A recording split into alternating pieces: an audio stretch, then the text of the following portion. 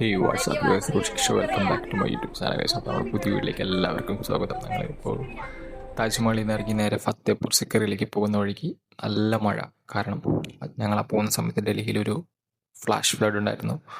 മഴ പെയ്തിട്ട് നല്ല പോലെ വെള്ളം കയറിയിരുന്നു. കാരണം ഇവിടെ പ്രോപ്പറായിട്ട് ഡ്രെയിനേജ് സിസ്റ്റം ഒന്നുമില്ല. അപ്പോൾ ചെറിയൊരു മഴ മതി വെള്ളം മൊത്തം കയറാനായിട്ട്. നിങ്ങൾ കാണുന്നത് ഒരു 5 മിനിറ്റത്തെ മഴയാണ്. റോഡ് ഫുള്ള് വെള്ളം കാരണം നല്ല ട്രാഫിക്. ഇതൊരു നാഷണൽ ഹൈവേ ആട്ടോ, NH ആട്ടോ. NH-ലാണ് ചെറിയൊരു മഴ പെയ്താൽ ഇങ്ങനെ വെള്ളം കയറുന്നത്. ഇപ്പോൾ 2 സൈഡിലും നല്ല വെള്ളമുണ്ട്, പക്ഷേ അപ്പുറത്തെ സൈഡിൽ ഒട്ടും വണ്ടിക്ക് പോകാൻ പറ്റില്ല. അതുകൊണ്ടാണ് ഈ സൈഡ് 2 വണ്ടി പോകുന്നത്. ഫത്തേപൂർ സിക്രിയുടെ പാർക്കിങ്ങിൽ ഇറങ്ങിയപ്പോൾ തന്നെ കാട്ടുപന്നികൾ. ഫത്തേപൂർ സിക്രി ശരിക്കും ചെറിയൊരു മലയുടെ മേളാണ് ഇരിക്കുന്നത്. നമുക്ക് എല്ലാവർക്കും അറിയാലോ, ഡൽഹിയിൽ പശുക്കളൊക്കെ ഫ്രീ റേഞ്ച് ആയിട്ട് നടക്കുന്നത്. ഞങ്ങൾ അവിടെ ചെന്നപ്പോൾ തന്നെ 2 കാളകളുടെ ഫൈറ്റ്. ഞാൻ ക്യാമറ ഓൺ ആക്കിയപ്പോഴത്തേക്കും അവർ ഫൈറ്റ് നിർത്തി. കഴിച്ചപ്പോൾ നമ്മൾ ഫത്തേപൂർ സിക്കറിലെത്തി. നമ്മളിപ്പോൾ അങ്ങോട്ടേക്ക് നടന്നുകൊണ്ടിരിക്കുക. അവിടെ നിന്ന് ഒരു ഗോൾഫ് കാർഡ് എടുത്തിട്ട് വേണം നമ്മൾ മലയുടെ മേളിൽ പോകാൻ. അവിടെയാണ് വ്യൂസ് സ്റ്റേറ്റുള്ളൂ. അപ്പോൾ നല്ല മഴ. ഡൽഹിയിൽ ഇപ്പോൾ അടുക്കത്തെ മഴ, വെള്ളപ്പൊക്കം എന്നാണ് പറയുന്നത്. സ്റ്റേറ്റും ഉത്തർപ്രദേശിലെ 16th സെഞ്ച്വറിയിൽ അന്നത്തെ ഏറ്റവും വെൽ പ്ലാൻഡ് ആയിട്ടുള്ള സിറ്റി എന്ന പേരിലാണ് ഫത്തേപൂർ സിക്രി അറിയപ്പെടുന്നത്. അത് ബിൽഡ് ചെയ്തത് മുഗൾ രാജാവായ അക്ബർ. ഇപ്പോൾ അതൊരു വേൾഡ് യുനെസ്കോ ഹെറിറ്റേജ് സൈറ്റാണ്. ഫത്തേപൂർ എന്ന പേരിൻ്റെ അർത്ഥം സിറ്റി ഓഫ് വിക്ടറി എന്നാണ്. അദ്ദേഹം ഗുജറാത്ത് 1573 പിടിച്ചടക്കി കഴിഞ്ഞപ്പോൾ ഇതിന് ഫത്തേപൂർ സിക്രിക്ക് ലേറ്ററായിട്ട് ഫത്തേപൂർ എന്ന പേര് കൊടുത്തു. അതിനുശേഷം കുറച്ച് വർഷങ്ങൾക്ക് ശേഷം 1585 അദ്ദേഹം ഈ ക്യാപിറ്റൽ സിറ്റി അബാൻഡൻ ചെയ്തു. കാരണം ഇവിടെ ഈ സിറ്റി എൻറ്റയർലി ഒരു മലയുടെ മേളിലായത് കൊണ്ട് തന്നെ ഇവിടെ വെള്ളത്തിന് ക്ഷാമം ഉണ്ടാവും. പെട്ടെന്ന് തന്നെ വെള്ളം റൺ ഔട്ട് ആവും, വെള്ളം ലാസ്റ്റ് ചെയ്യില്ല. That's why he abandoned Fatehpur Sikri and later known as the ghost city of Uttar Pradesh. Mughal എംപയറിൻ്റെ ഏറ്റവും ബ്യൂട്ടിഫുള്ളായ ആഗ്ര ഫോർട്ട് അദ്ദേഹം ഇവിടെ ഒരു മലയിൽ, അതും വെള്ളം പോലും കിട്ടാത്ത സ്ഥലത്ത് വന്നിട്ട് ഫത്തേപൂർ സിക്രിയിൽ ക്യാപിറ്റൽ സിറ്റിയായി മാറ്റാൻ കാരണം അദ്ദേഹത്തിന് ആൺകുട്ടികളുണ്ടായിരുന്നില്ല. അപ്പോൾ 1568 അദ്ദേഹം ആഗ്രയിൽ നിന്നും 36 കിലോമീറ്റർ മാറി സിക്കർ എന്ന് പറഞ്ഞ ഒരു വില്ലേജിലേക്ക് വന്നു. ഇവിടെ ഒരു സ്വാമി ഉണ്ടായി.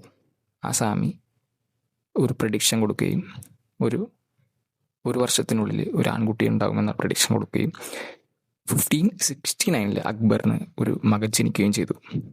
അപ്പോൾ അക്ബർ ഈ സൂഫി, ഒരു വലിയ മഹത് വ്യക്തി എന്ന രീതിയിൽ സൂഫിയെ ഹോണർ ചെയ്യാൻ വേണ്ടിയിട്ട് അദ്ദേഹത്തിൻ്റെ വില്ലേജിൻ്റെ തൊട്ടടുത്ത് ഉള്ള മലയിലാണ് later known as Fatehpur Sikri build ചെയ്തത്. He shift centre army and named it as a capital city. Guys, ഈ പ്രോസസ്സ് എളുപ്പമാക്കാനായിട്ട് അദ്ദേഹം 36 കിലോമീറ്റർ അണ്ടർഗ്രൗണ്ടിൽ ഒരു ടണൽ ഉണ്ടാക്കി.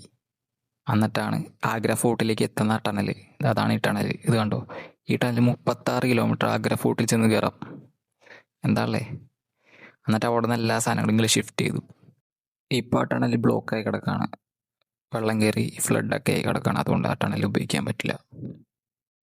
ഗൈസ്, ഇപ്പോൾ ഇത് പല ഒഫീഷ്യൽസിൻ്റെയും ടോംബായി മാറി കഴിഞ്ഞിരിക്കുകയാണ് ഫത്തേപൂർ സിക്രി. പക്ഷേ അന്ന് അദ്ദേഹം 1569 ഇതിൻ്റെ നിർമ്മാണം തുടങ്ങുകയും 1601 ഇതിൻ്റെ കംപ്ലീറ്റ് നിർമ്മാണം കഴിയുകയും ചെയ്തു. 1573 അദ്ദേഹം ഇതിന് സിറ്റി ഓഫ് വിക്ടറി, അതായത് ഫത്തേപൂർ സിക്രി എന്ന പേര് കൊടുക്കുക. കാരണം അന്നാണ് അദ്ദേഹം സക്സസ്ഫുള്ളായിട്ട് ഗുജറാത്തിനെ കോൺക്വർ ചെയ്തത്. അതിൻ്റെ ഇടയ്ക്ക് 1585 അദ്ദേഹം ഫത്തേപൂർ സിക്രി വിട്ട് ലാഹോറിലേക്ക് മാറുകയും അവിടെ 1598 വരെ ലാഹോറിലാണ് അദ്ദേഹത്തിൻ്റെ ക്യാപിറ്റൽ സിറ്റിയായിട്ട് കൊണ്ടുനടന്നത്. ഗൈസ്, ഫത്തേപൂർ സിക്രിയുടെ ഹിസ്റ്ററി ഒക്കെ കണ്ട് ഞാൻ നടന്നു പോകുന്ന സമയത്ത് പെട്ടെന്നൊരു ഒച്ച തിരിഞ്ഞു നോക്കിയപ്പോൾ ഒരു കുട്ടി അവിടെ നിന്ന് താഴെ വീണു. ഗൈസ്, ഞാൻ ക്യാമറയിൽ പകർത്തിയ ഭാഗ്യത്തിന് കുട്ടിക്കൊന്നും പറ്റിയില്ല കേട്ടോ. She's okay. ജസ്റ്റ് അവിടെ മഴ അണിഞ്ഞടക്കണ പൊട്ടി തന്നെയാണതാണ്, കുഴപ്പമൊന്നുമില്ല കൊച്ചിന്. അങ്ങനെ 1598 ലാഹോറിൽ നിന്നും അദ്ദേഹം ആഗ്രയിലേക്ക് മൂവ് ചെയ്തു. അങ്ങനെ അദ്ദേഹം 7 വർഷക്കാലോളം ആഗ്രയിൽ നിന്നിട്ട് റൂൾ ചെയ്തു. ആഗ്ര ഫോർട്ടിൽ നിന്ന് റൂൾ ചെയ്തു.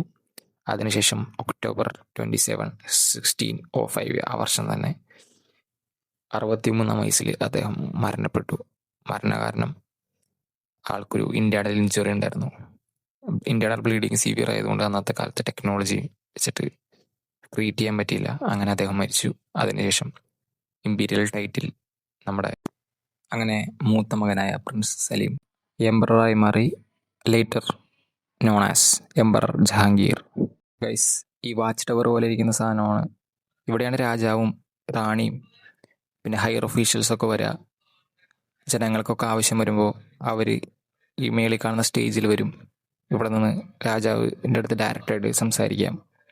പിന്നെ ഓരോ പരിപാടികൾ വരുമ്പോഴും ഇവിടെയാണ് പരിപാടികൾ നടത്താറ്. പിന്നെ ഇവിടെ നിന്നാൽ എൻറ്റയർ ഫത്തേപൂർ മൊത്തം കാണാൻ പറ്റും.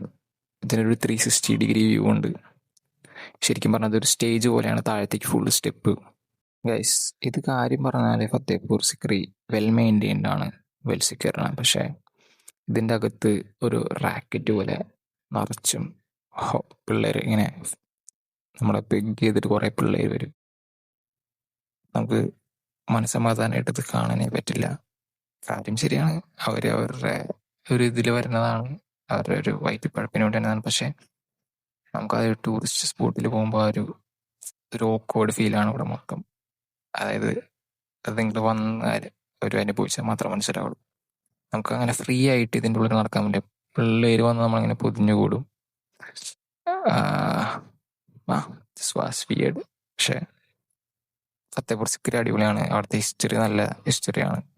അപ്പം നമ്മൾ ഇന്നത്തെ ഡേ കഴിഞ്ഞു. ഇനിയിപ്പോൾ ജയ്പൂരിലേക്ക് പോയിക്കൊണ്ടിരിക്കുകയാണ്. ഇപ്പം നമ്മളൊരു ധാബയിൽ ജസ്റ്റ് ചായ കുടിക്കാനും ഫ്രഷ് ആവാനും വേണ്ടി നിർത്തിയതാണ്. അങ്ങനെ നമ്മൾ ഹോട്ടലിലെത്തി. It was a tiring 300 kilometre യാത്രയായിരുന്നു. നല്ല ക്ഷീണമുണ്ട് യാത്രയായി. ഇപ്പം നമ്മൾ നേരെ റൂമിലേക്ക് പോവാണ്. Thank you for watching guys. ഇവിടെ വരെയൊക്കെ വാച്ച് ചെയ്തിട്ടുണ്ടെങ്കിൽ ലൈക്ക് ചെയ്യാനും ഷെയർ ചെയ്യാനും സബ്സ്ക്രൈബ് ചെയ്യാനും മറക്കരുത്. അങ്ങനെ നമ്മളിപ്പോൾ റൂമിലേക്ക് പോയിക്കൊണ്ടിരിക്കുക.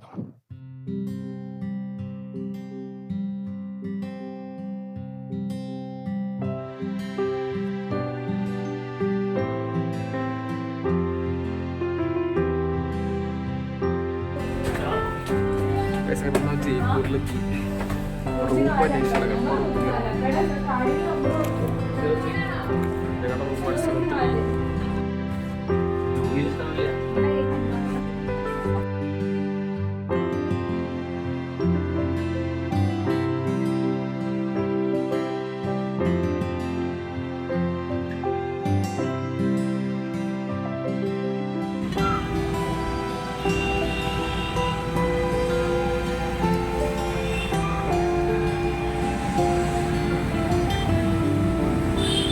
ഇന്നത്തെ പരിപാടിയെല്ലാം കഴിഞ്ഞ് ഇന്ന് നമ്മളിപ്പോൾ ജയ്പൂർ എത്തി. നാളത്തെ വീഡിയോയിൽ ഈ ജയ്പൂർ മൊത്തം കറങ്ങണതായിരിക്കും. ഇതിപ്പോൾ ഇവിടെ എത്തി, ഫുഡൊക്കെ കഴിച്ച് റൂമിൽ കയറി. നമ്മുടെ റൂം സെറ്റ് ഇവിടെ ജലദോഷം പനിയൊക്കെ നമ്മൾ അധികം സംസാരിച്ചിട്ടില്ല. വീഡിയോ എഡിറ്റ് ചെയ്യുമ്പോൾ മാക്സിമം വോയിസ് ഒക്കെ ഇട്ട് നമ്മൾ സെറ്റാക്കും. നാളെ ഇന്നത്തെ വീഡിയോ എഡിറ്റ് ചെയ്യുമ്പോൾ സ്റ്റേ ട്യൂൺ. നാളെ മുതൽ കുറച്ചുകൂടെ എൻഗേജിങ് ആയിട്ടുള്ള ജയ്പൂരിൻ്റെ കാഴ്ച സ്റ്റേ ട്യൂൺ.